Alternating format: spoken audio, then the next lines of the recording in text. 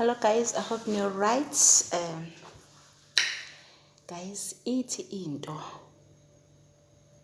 labo sis abasebenzisa uCapitec sibashaya ucurrent sekusho-ke obhuti. Kuthiwa thina sithanda imali.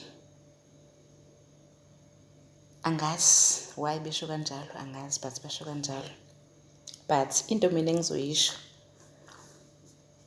thina bosisi baka-Capitec asizwani nje namanga, ngoba uma uthe uzofaka imali ekuseni kuze kushone ilanga uthe uzoyifaka ungayifaki, ukuthi nje uCapitec awukwazi uqamba amanga if uqambele umuntu ozofakela umuntu imali osebenzisa uCapitec.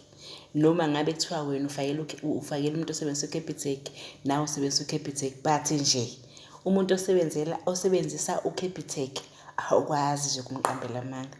So sithola seshima kanjalo-ke iy'thandwa zami.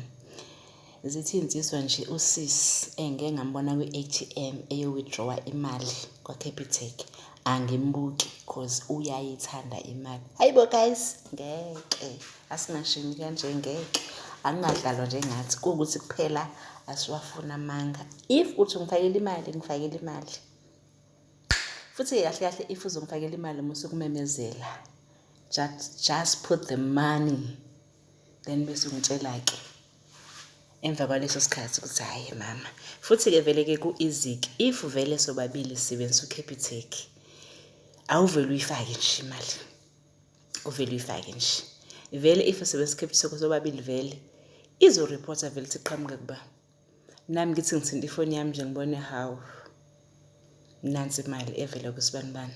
Ngisathi ngisabakaza kanjalo ibingene i-call, baby ngikufakela imali. Ave ngingajabula, but into ithi thina bosisi esisebenzisa uCapitec siyayithanda imali. Ayikho leyo nto, asizwani namanga thina bosisi abasebenzisa uCapitec.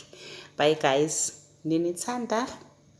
Ngicela bandla ithandwa zami ni-like ni-subscribe please, kumahhala akukhokhwa.